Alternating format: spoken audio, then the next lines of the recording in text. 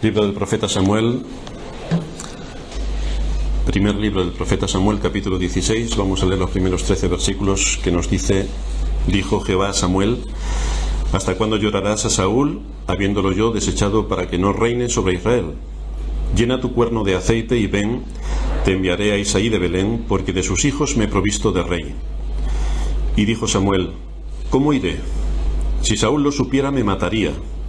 Jehová respondió: toma contigo una becerra de la vacada y di: a ofrecer sacrificio a Jehová he venido.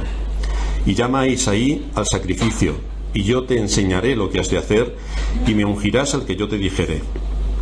Hizo pues Samuel como le dijo Jehová, y luego que él llegó a Belén, los ancianos de la ciudad salieron a recibirle con miedo, y dijeron: ¿es pacífica tu venida?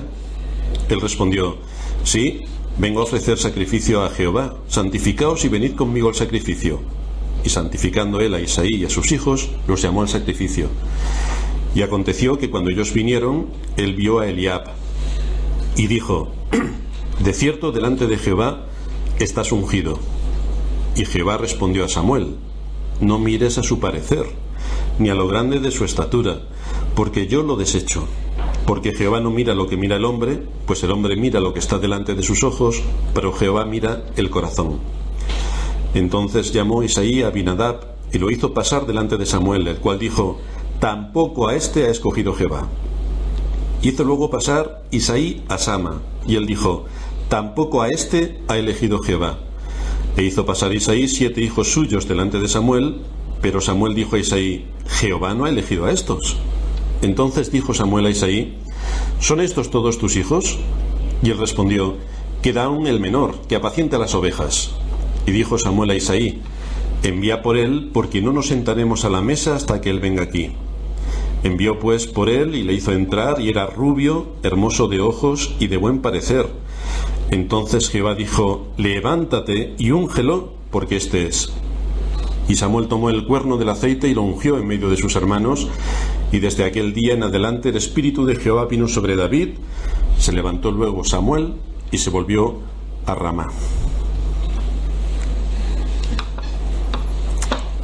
En el tiempo en el que se nos relata esta historia, la espiritualidad de Israel está bajo mínimos. La ley de Dios había sido completamente olvidada. Cada hombre hacía lo que bien le parecía, no lo que Dios les estaba ordenando, lo cual nos pone también en una situación similar a lo que puede ocurrir en nuestros días. Este es un hecho que se va a ir repitiendo a lo largo de la historia en medio del pueblo de Israel. Los sacerdotes, que son quienes debían preocuparse por la pureza de la doctrina y del culto, estaban completamente corrompidos. Los guías, que debían traer luz y verdad, doctrina y enseñanza, estaban sumiendo al país en la más absoluta oscuridad y confusión. Un ejemplo claro de esto lo tenemos en los hijos de Elí, que fue el que nombró a Samuel. Nos dice el primer libro de Samuel, capítulo 2, versículo 22, que Elí era muy viejo y oía todo lo que sus hijos hacían con todo Israel, y cómo dormían con las mujeres que velaban a la puerta del tabernáculo de reunión. Así que nos encontramos aquí como aquellos que dirigían al pueblo presentaban una terrible carencia moral. Y con este ejemplo que ellos mismos nos estaban dando, nos podemos imaginar cómo estaba el resto de Israel. Aunque estas conductas morales son completamente reprochables, todavía hay un daño mucho mayor que se produce cuando se pervierte la palabra de Dios, cuando se manipula la palabra de Dios para hacerla aceptable a nuestra época, lo que a la gente le gusta oír. Esta era la situación en la que se encontraba Israel, y esta es la situación en la que hoy se encuentra la Iglesia. La nación en su totalidad había rechazado a Dios. Había olvidado las grandes cosas que Dios había hecho por ellos en el pasado, cuando les sacó de la tierra de Egipto, de casa de servidumbre, a través de aquellas 10 plagas tremendas, a pesar de haberles abierto el Mar Rojo, a pesar de haberles abierto el Jordán, a pesar de darles la tierra prometida. El pueblo de Israel estaba en otra onda. Pero al igual que ocurrió en tiempos de Elías, y al igual que también puede ocurrir hoy, podemos encontrar creyentes fieles en medio de una nación apóstata. Por esta razón Dios siempre ha tenido un pueblo que clama, reclamando su misericordia. Dice el Salmo 12: salva, oh Señor, porque se acabaron los piadosos, porque han desaparecido los fieles de entre los hijos de los hombres. Y esta era la situación de Israel. Han sido necesarias varias reformas a lo largo de la historia, en las que el Espíritu Santo ha obrado poderosamente. Y con la llegada de David estamos a punto de asistir a una de estas grandes reformas. Fijaos cómo la providencia de Dios proveyó una salida para la situación realmente extrema de pobreza espiritual y de apostasía en la que Israel vivía. De ahí que nos dice la Escritura que cuando abundó el pecado, y aquí estamos en una escena donde el pecado abundaba, sobreabundó la gracia. Y aquí vamos a ver cómo se manifiesta la gracia de Dios para con su pueblo. Vemos cómo el poder de Dios se manifiesta soberanamente para que no confiemos en nuestras propias fuerzas, sino en el nombre de Dios, que es quien lleva a cabo y cumple sus propósitos. Y de esto tenemos claros ejemplos en las Escrituras. Los piadosos en medio de una nación apóstata siguen mostrando su fidelidad a Dios y siguen clamando delante de su trono, como fue el caso de Ana, la madre de Samuel. Vámonos al primer libro de Samuel, capítulo 2, versículo 8, donde está hablando Ana, está derramando su espíritu delante de Dios, y ella dice: Él levanta del polvo al pobre y del muladar exalta al menesteroso, para hacerle sentarse con príncipes y heredar un sitio de honor. Porque de Jehová son las columnas de la tierra, y Él afirma sobre ellas el mundo. Él guarda los pies de sus santos, mas los impíos perecen en tinieblas, porque nadie será fuerte por su propia fuerza. Delante de Jehová serán quebrantados sus adversarios, y sobre ellos tronará desde los cielos. Jehová juzgará los confines de la tierra, dará poder a su rey y exaltará el poderío de su ungido.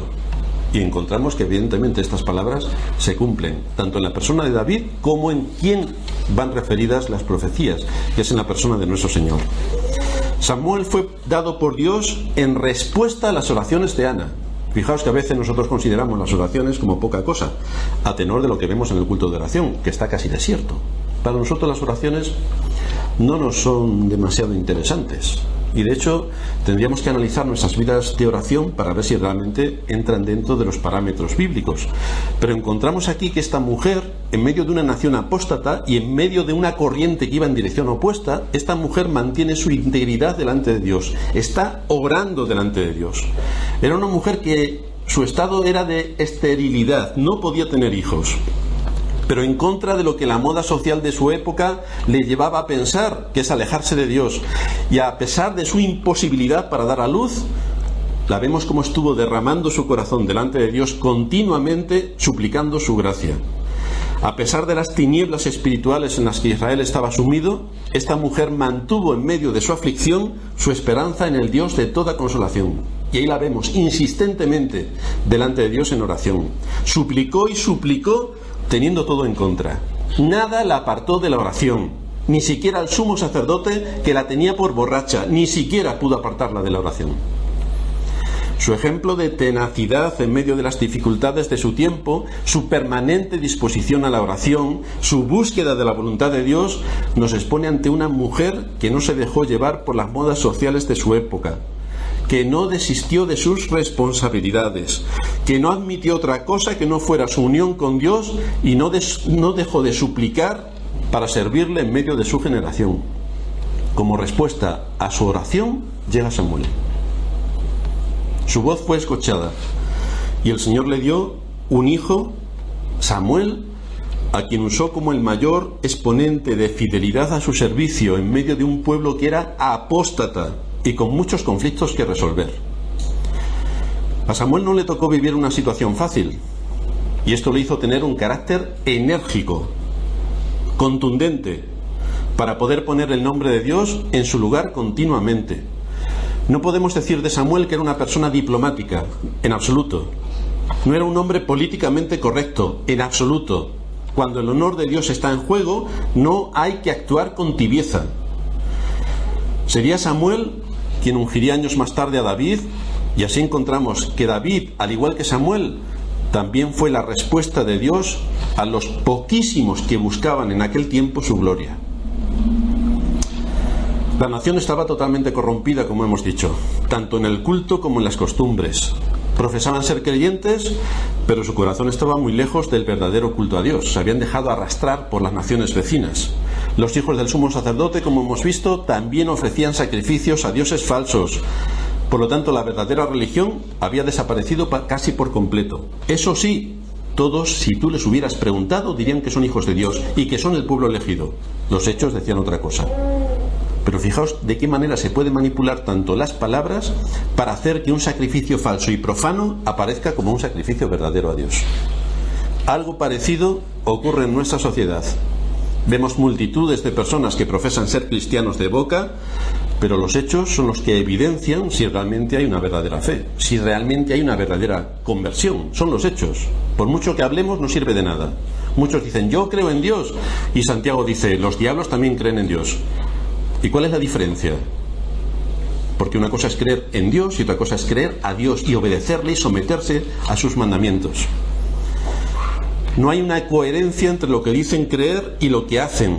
Utilizan frases espirituales en su hablar, pero sacrifican los principios bíblicos en favor de sus intereses personales o a favor de su comodidad. Vemos cómo la predicación falta en la mayoría de las iglesias, donde se rinde culto más bien al Dios de este mundo y a las modas sociales, que es exactamente lo que hacían los hijos de Elí. Si cogemos a los hijos de Elí en su entorno social y cogimos a la mayoría de iglesias en nuestros días en su entorno social, veremos que están haciendo exactamente lo mismo. Es el entorno social el que marca qué es lo que debe pensar la iglesia, qué es lo que debe creer la iglesia, cuál es el culto de adoración que debe tener la iglesia y sobre todo qué hay en la mente y en el corazón de los cristianos. ¿Cuál es la diferencia, por tanto, entre los hijos de Elí y la gran mayoría del pueblo en aquel tiempo con lo que hoy hace la Iglesia en general y los que se llaman cristianos en particular? ¿Cuál es la diferencia? ¿Hay algo que nos diferencie del mundo en el que vivimos? Los principios bíblicos para muchos son anticuados en nuestra época. Los dioses paganos que adoraba el pueblo de Israel, copiados de sus vecinos, nos envuelven hoy bajo otros nombres, copiados también de nuestros vecinos. Pero el resultado es el mismo. La modernidad, la permisividad, la relajación de las costumbres, el vocabulario profano y blasfemo, el desprecio a toda autoridad. Este es el mundo en el que vivimos. Así que tanto aquellos dioses del pasado como los de hoy persiguen un único fin: que el pueblo de Dios no asuma sus señales de identidad, que no asuma sus compromisos, que la palabra de Dios quede totalmente adulterada y que la vida de piedad que debe vivir la Iglesia y cada uno de nosotros no se mantenga como luz en medio de nuestra sociedad. Es decir, que seamos algo más en la sociedad, pero no algo distintivo. De manera que cuando Dios determina que va a ungir a David como rey, podemos ver una señal de demostración divina trabajando en medio de su pueblo, donde el propósito soberano de Dios hará que la señal del pacto eterno se mantenga a lo largo de los siglos, y a pesar del pecado y la enemistad del hombre. Dios le prometió a Eva que de su simiente vendría el Cristo, Dios le prometió a Abraham que de su simiente vendría el Cristo, y efectivamente de su simiente vendría. Este pacto de gracia recibe una luz mayor cuando vemos en la unción de David el más significativo avance del tipo de reino del Mesías, que se manifestó, como va a ser a lo largo de todos los siglos, en las profecías que tenían que ver con Cristo. Unas profecías que no solamente le reconocen como profeta y sacerdote, sino que también le reconocen como rey. Cristo nacería de la línea genealógica de David, el rey de Israel. De manera que encontramos abundantes referencias entre la vida de David y la de nuestro Señor, que iremos desgranando a lo largo de toda esta serie. Ya desde los días de Abraham, como he dicho, y a través de cientos de años que separan estos acontecimientos entre el nacimiento de Abraham y el nacimiento de David, la providencia de Dios había marcado de dónde vendría el Salvador del mundo, cuál sería su línea genealógica. Así que se estaba llevando a cabo, en contra de todo pronóstico humano, el cumplimiento de la palabra de Dios, respecto a que de la tribu de Judá saldría el que gobernaría a Israel. No olvidemos que el rey al que Israel había nombrado anteriormente a David era Saúl, que pertenecía a la tribu de Benjamín, pero que el Señor había determinado que el Mesías vendría de la tribu de Judá. Por lo tanto, aquí vemos cómo se reajusta la historia y cómo Dios pone en su sitio a aquel que debería ser la cabeza en el pueblo de Israel. Esta situación de nombrar a David como rey, estando vivo Saúl, creaba una situación de conflicto en el caso del profeta, que es quien tenía que ungir al rey? ¿Qué podríamos hacer en el caso de Samuel, teniendo en cuenta que Dios le había dicho que Saúl quedaba completamente desestimado y que nombrase a un nuevo rey aún en vida de Saúl? ¿Cuál es la disposición que tendría Samuel ante esta ordenanza de Dios? Humanamente hablando, el hecho de ungir otro rey se consideraría como una traición. ¿Cómo es que una autoridad máxima en el pueblo de Israel, que es Samuel, el profeta, va a ungir otro rey en vida del rey actual? Por lo tanto, Samuel estaba en una situación muy delicada. O bien escucha la voz de Dios y actúa en consecuencia, o se deja llevar por el miedo al hombre y cede. Esta es una situación en la que todos nosotros nos encontramos todos los días. O escucho la voz de Dios y actúo en consecuencia ante mis responsabilidades, o cedo por temor a que afecta mi bolsillo, afecta mi comodidad, afecta mi ritmo de vida, afecta mis intereses particulares. Esta es una decisión que todos los días tenemos que tomar. Obedecemos a Dios con todo lo que esto supone para confirmar nuestra vocación y elección, o cedemos a las presiones de nuestro entorno y nos dejamos llevar por la corriente, que es lo más fácil. Sin embargo, esto está en contra de lo que Dios dice en su palabra. Sin duda, esto es lo que ocurrió con Elí, el maestro de Samuel. A la hora de tratar la educación de sus hijos, tuvo terribles resultados para todos, porque no los educó. Los hijos de Elí, Omni y Finés, pecaban en gran manera ante el pueblo. Como Elí permitió que sus hijos siguieran en sus pecados, Dios le envió un mensaje por medio del profeta Samuel recordándole los juicios de Dios sobre él y sobre sus hijos. Esto de no educar a los hijos tiene graves consecuencias, porque los juicios de Dios vienen sobre los hijos y vienen sobre nosotros. Elí lo encontramos como una persona piadosa, pero que no corregía el mal. Un mal que posiblemente ya era incapaz de corregir porque sus hijos eran mayores y con lo cual no tuvo la fortaleza suficiente para corregir lo deficiente. Este fue el gran fracaso de Elí y este es el gran fracaso de muchos padres que pasan por alto la disciplina bíblica en la vida de sus hijos, permitiendo que sigan en sus caminos, permitiendo que hagan su voluntad y por tanto trayendo el mal sobre sus propios hijos y sobre ellos, porque el juicio de Dios vendrá. Es evidente que los hijos se pueden perder. No es una garantía el que aquellos que nacen en un hogar cristiano serán cristianos. No es una garantía. Pero hay dos cosas que debemos tener en cuenta. Es posible que se pierdan a pesar de la disciplina de un hogar piadoso, con lo cual los padres quedan libres en la responsabilidad que tienen delante de Dios porque han sido piadosos y rigurosos con la enseñanza bíblica, y si los hijos se pierden, los padres son libres. O bien, si los padres son permisivos con ellos y les dejan que sigan su camino a la perdición, como hizo Elí, son los padres los que tendrán que dar cuenta por haber sido tan permisivos con sus hijos. Si no son corregidos por unos padres piadosos los hijos, el mundo se encargará de destrozarles, y además despiadadamente. Claro que los hijos estarán tan contentos, pero van directos a la perdición. Samuel actuó contundentemente en todo lo que Dios puso bajo su responsabilidad. Incluso ante la situación crítica que tenía que afrontar al nombrar otro rey, cuando Samuel aún estaba con vida, le debió suponer un gran conflicto. Probablemente el temor de Samuel de ser ejecutado por Saúl carecía de base porque Saúl temía al profeta. Pero para evitar problemas, el Señor le indica a Samuel que lleve una novilla para sacrificar. Esto sería un buen motivo para ir a Belén y le iba a dar la oportunidad para llevar a cabo la misión que Dios le había encomendado.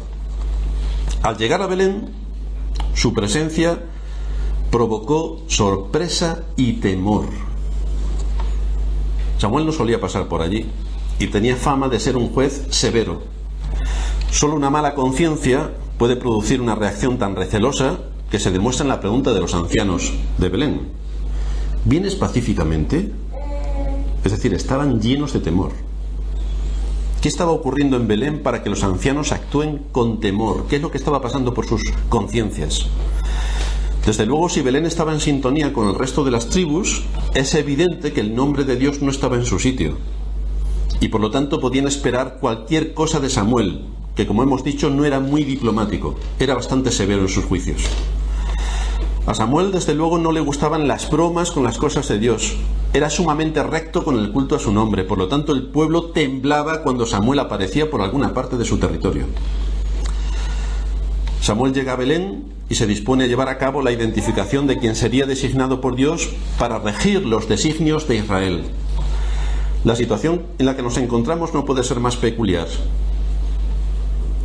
Aparece casi de forma insignificante, en una pequeña aldea de un país como Israel, en una pequeña familia. Allí se encuentra Samuel en obediencia a Dios para ungir al futuro rey de Israel.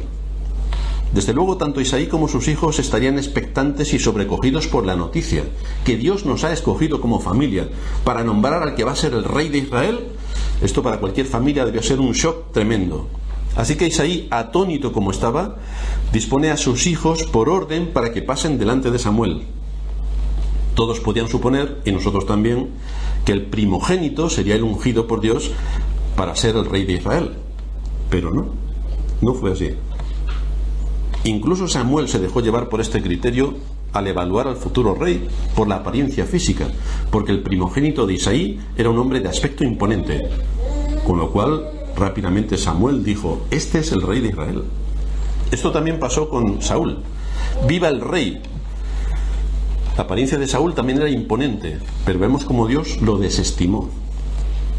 Y así ocurrió también con Eliab, el primogénito. Aquí aprendemos una lección importante. Dios mira el corazón. Nosotros solamente miramos las apariencias, lo que nos parece, lo que sale a nuestros ojos. Pero Dios no ve las apariencias, Dios ve el corazón. Y de acuerdo al corazón es como Él actuó. Dice el libro de Jeremías en el capítulo 20, versículo 12: Oh Jehová de los ejércitos, que pruebas a los justos, que ves los pensamientos y el corazón. A Dios poco le importa la apariencia física, le importa lo que hay dentro. Por tanto, pasa el primer hijo sin resultado, lo cual deja perplejos a los presentes, porque todos estaban esperando que el primogénito sería el que llevase las riendas de Israel. Pasa el segundo hijo sin resultado. Pasa el tercero, el cuarto, y así llegamos al séptimo. Ya no hay ninguno más a la vista. Samuel está sorprendido, porque Dios le ha dicho que de la familia de Isaí está el que va a ser el futuro rey de Israel. El Señor le ha ordenado tajantemente que debe ungir al hijo de Isaí, pero con todos los hijos que han pasado, no está aquel a quien el Señor ha elegido. Por lo tanto, la sorpresa de Samuel es evidente.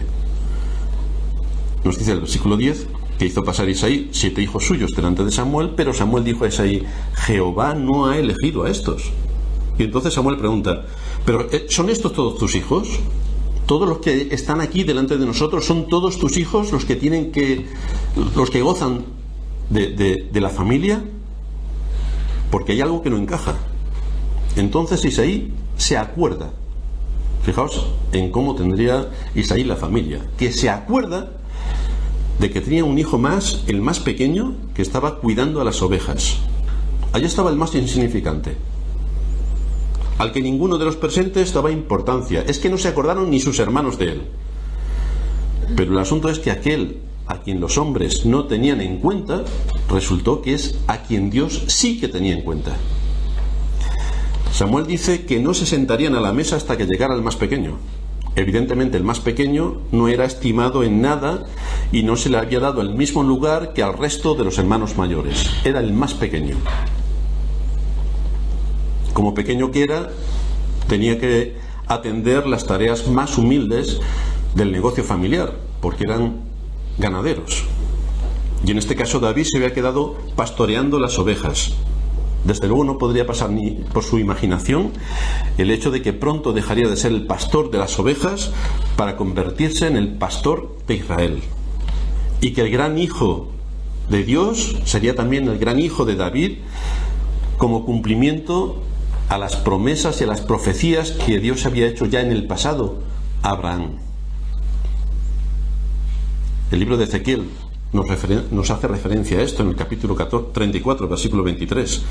Levantaré sobre ellas a un pastor y él las apacentará, a mi siervo David él las apacentará y él les será por pastor. Está tomando el símbolo de David y lo está trasladando a la imagen de nuestro Señor Jesucristo.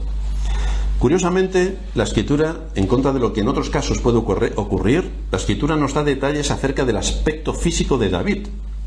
Se describe como rubio, de ojos llamativos, bien parecido. Nos lo da el dato del versículo 12 de este capítulo 16. Envió pues por él y le hizo entrar, y era rubio, hermoso de ojos y de buen parecer. Por lo tanto, también presentaba un aspecto distinto a lo que sería normal dentro de Israel. Era un adolescente de buena presencia, pero lo más importante es que Dios le había llamado para servirle, y por tanto fue un hombre conforme al corazón de Dios. Entonces Jehová dijo: levántate y úngelo, porque este es. En referencia a este suceso, el apóstol Pablo nos habla de él en el libro de Hechos. Nos vamos a Hechos capítulo 13, el versículo 21 en adelante. Está hablando Pablo y dice: luego pidieron rey, y Dios les dio a Saúl, hijo de Cis, varón de la tribu de Benjamín, por 40 años. 40 años estuvo Saúl reinando en Israel. Quitado éste, les levantó por rey a David, de quien dio también testimonio diciendo: he hallado a David, hijo de Isaí, varón conforme a mi corazón, quien hará todo lo que yo quiero. Ahora, todo lo que yo quiero no quiere decir que David sería un autómata y que sin pensar haría todas las cosas de forma sobrenatural. Ni tampoco quiere decir que Dios le había otorgado poderes sobrenaturales, milagrosos, para que todo lo que David se propusiera lo cumpliera haciendo un chascarrillo de dedos. No. Lo que indica es que David sería capacitado por Dios a través de la providencia y de las 1000 pruebas a las que tendría que ser sometido para actuar de acuerdo a la responsabilidad que como un hombre debe asumir delante de Dios y cumplir con aquello que Dios había puesto delante de sus manos. Pero para esto Dios le iba a capacitar, y la providencia iremos viendo cómo le capacita para cumplir su función. No pensemos que el llamamiento de David es distinto al nuestro, o que a él se le dieron poderes extraordinarios para ser rey de Israel que nosotros no tenemos para cumplir con nuestras responsabilidades. Muchos utilizan esto como una buena excusa para no servir a Dios. Es decir, Dios eligió a David. A mí no, claro. Y como Dios eligió a David, David tenía que trabajar mucho y hacer grandes cosas. Como yo no soy David, no tengo por qué hacer nada y ser un cero en el servicio al reino de Cristo. Si alguien piensa esto, realmente se está equivocando y está pervirtiendo el sentido de las Escrituras y está pecando contra Dios. David asumió su papel y trabajó arduamente para servir a Dios en medio de su generación, que es exactamente lo que cada uno de nosotros, sea donde sea que estemos, tenemos que hacer: asumir nuestro papel y ser de beneficio para nuestra generación, honrando a Dios en el medio donde Él nos ha puesto. Así vemos que David es ungido por Samuel bajo el mandato de Dios para ser el rey de Israel. Pero es de sumo interés remarcar que David fue ungido en 3 épocas distintas. La primera, aquí, en Belén, en privado, por Samuel, el profeta, que llegó para ungirlo de parte de Dios. Encontramos en el libro 2 de Samuel, capítulo 2, versículo 4, que fue ungido como rey por los varones de Judá, las 2 tribus del norte, que componían un pequeño reino. Y en tercer lugar, lo encontramos en 2 de Samuel, capítulo 5, versículo 3, fue ungido como rey por los ancianos de Israel, donde ya ocupó entonces su posición real sobre todo lo que conoceríamos como las 12 tribus que conforman la nación de Israel. De manera que podemos ver una sucesión de acontecimientos providenciales que llevan a David al trono de forma natural. No hay milagros portentosos por el que David de la noche a la mañana ya es rey y todo el mundo se inclina ante él. No, tiene que pasar muchos años y muchas cosas antes de que David tome posesión del trono, el trono que Dios le ha prometido. El llamamiento de Dios aparece concretamente cuando vemos que Samuel cogió el cuerno de aceite y le ungió en medio de sus hermanos. Pero vemos primeramente que tuvo la unción del Señor, es decir, que Dios lo había llamado.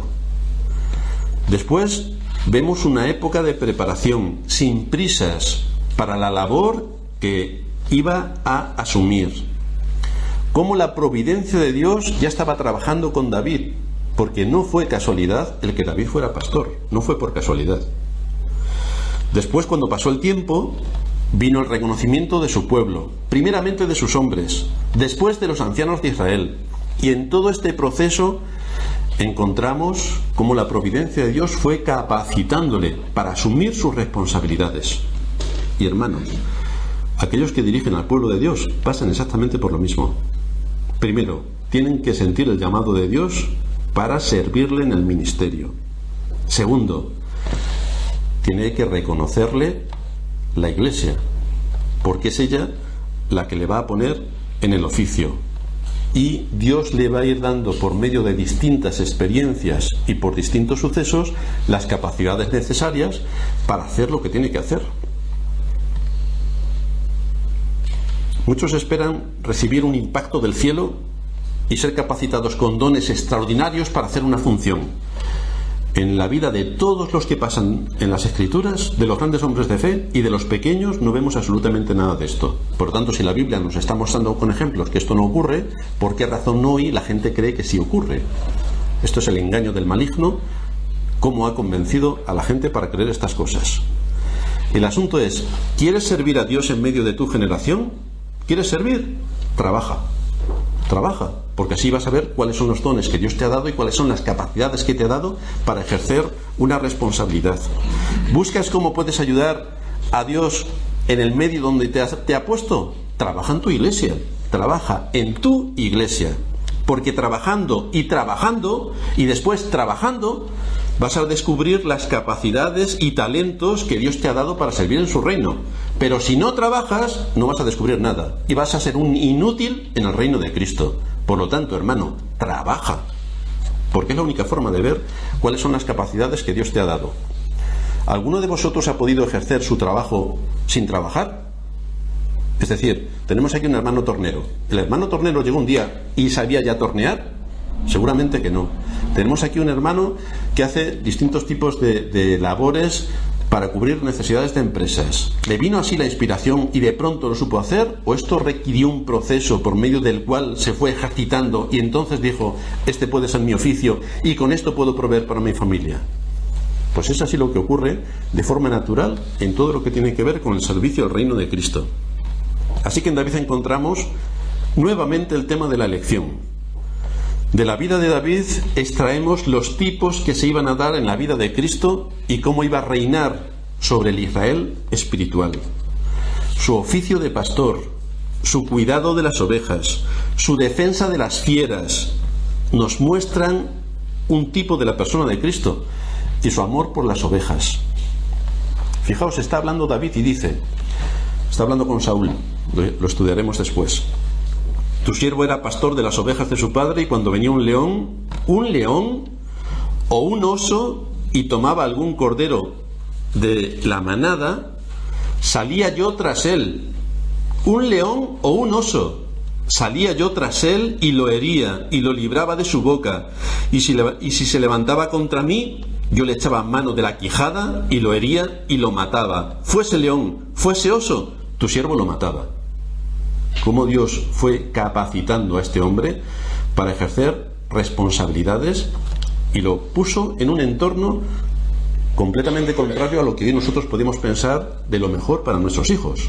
¿A quién de nosotros se le ocurriría hoy dejar a nuestros hijos a la intemperie en medio de animales como los de aquella época? No, nuestros hijos en casita, escondidos, que no nos toquen ni las moscas. ¿No correría un riesgo enorme este muchacho, que era casi un niño, al enfrentarse tan abiertamente con las fieras? Desde luego que corría un gran riesgo, pero aquel que no está cuidando a las ovejas por dinero, sino porque son suyas, y estas ovejas eran suyas, arriesga su vida para defender su rebaño. ¿Y qué ocurrió entonces con el carácter de David? Que el carácter de David se fue formando por todo lo que se tuvo que exponer, al riesgo y a las amenazas que se tuvo que exponer en su oficio de pastor. Esto le impartió disciplina en su carácter, le impartió responsabilidad a la hora de defender a sus ovejas, le impartió astucia, porque tenía que aprender cuando llegaban los osos o los leones, le impartió valentía. ¿Por qué se pudo enfrentar a Goliat? Porque antes David se había enfrentado a osos y leones. Por eso luego se pudo enfrentar a Goliat. Le ayudó a tener dominio propio y a controlar la situación ante un ataque de un león. Le aportó confianza en Dios. Yo estoy sirviendo a Dios en medio de donde Dios me ha puesto. Por lo tanto, mi confianza está en Dios. Ahora, esa confianza no está vagando en el espacio sideral. Está cogiendo las cosas por donde tiene que cogerlas. Valor, firmeza, dominio propio. Así Dios fue usando el oficio de pastor de David para moldearle, para capacitarle y para mostrarle también su misericordia. Ahí tenemos el ungimiento de David. Pero David ya estaba en la escuela, ya estaba aprendiendo. No olvidemos, por otra parte, que de la misma manera que David fue ungido por Dios para ser rey de Israel, Cristo también es el ungido por Dios para ser rey de Israel. Él fue ungido para ser profeta durante su ministerio terrenal, como nos dice el capítulo 61 de Isaías. Fue ungido para ser sacerdote durante su ministerio, como nos dice el libro de Hebreos capítulo 7. Y fue ungido para ser rey, como nos dice también el profeta Daniel en el capítulo 9, versículo 24. Cristo cumple con todas las expectativas de su oficio. En el Antiguo Testamento los profetas, los sacerdotes y los reyes eran ungidos para simbolizar la presencia del Espíritu Santo en ellos y que pudieran ministrar en sus oficios respectivos. Y esto también es lo que ocurre con Cristo, el ungido de Dios. Por lo tanto, Cristo comparte este simbolismo dándonos a entender que es el señalado por Dios con poder para llevar a cabo su ministerio. Un ministerio que tiene que ver con la salvación de los suyos. Por eso David se nos presenta como el antepasado del Mesías, como tipo de unción del Mesías. Y esto es porque fue solemnemente ungido como rey sobre su pueblo, tal y como Cristo ha sido solemnemente ungido como rey sobre su iglesia. Y es un reinado para siempre, a través de todas las generaciones de los que han sido llamados para ser sus hijos. Dios sigue siendo el rey de su iglesia. De ahí que nos diga el Salmo 89, el versículo 20, lo ungí con mi santa unción. Este es el ungimiento que nuestro Señor Jesucristo también tiene. Sus oficios como sacerdote, como profeta, como rey, su íntima relación con la iglesia, su esposa, por la cual él se entregó a la muerte, el llamamiento al pueblo gentil para hacer un solo pueblo, todo cuanto rodea la obra de redención, nos la exponen magistralmente las profecías y se nos es expuesta también en el libro de los Salmos. Ahora bien, ¿qué aprendemos nosotros de esta unción de David? Ninguno de nosotros posiblemente hemos sido llamados a ser rey de un país, pero sí hemos sido llamados a ser líderes en nuestras familias. Hemos sido llamados a servir a Cristo en medio de nuestra generación, como lo fue David. Hemos sido llamados a asumir responsabilidades, como lo fue David. Hemos sido llamados también a cumplir con una labor importante en la iglesia, para la iglesia y desde la iglesia, romper todo lo que hay alrededor predicando el Evangelio.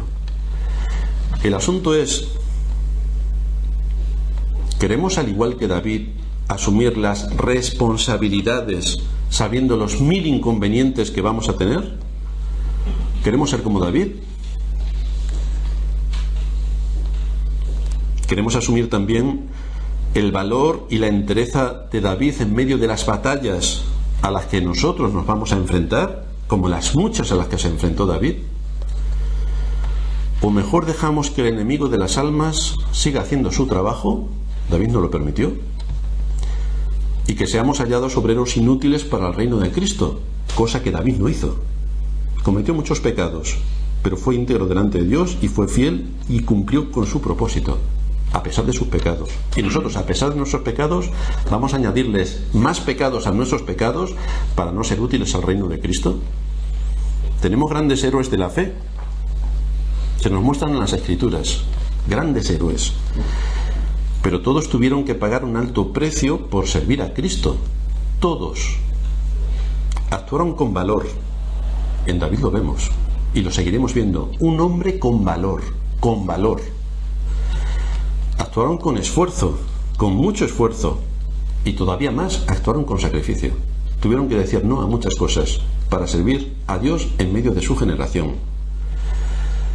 Desde luego, todo esto que vemos en la vida de los grandes hombres de Dios en el pasado contradice el espíritu de comodidad de nuestra época, que todo es comodidad, todo es comodidad. Cuando me venga bien, si no tengo nada que hacer, cuando me apetezca, cuando me sienta motivado. Eso nunca existe. O sea, nunca vamos a estar en disposición de hacer las cosas que nos vengan de forma natural. Tenemos que luchar por conseguirlas. Igual que todos los días luchamos en nuestro trabajo por conseguir nuestro sustento, en el reino de Cristo existe la misma ley. El asunto es, o la pregunta que cada uno debe hacerse, es si nosotros vamos a actuar en consecuencia y vamos a ser útiles al reino de Cristo allí donde nos ha puesto, como padres, como madres, como hijos, como hermanos, como miembros de la Iglesia, como miembros de esta sociedad. ¿Vamos a ser útiles al reino de Cristo donde Dios nos ha puesto? ¿O vamos a huir cobardemente de nuestras responsabilidades y vamos a deshonrar, por tanto, el nombre de Dios? Pues esta es una pregunta que todos nosotros debemos hacernos. Vamos a terminar en oración.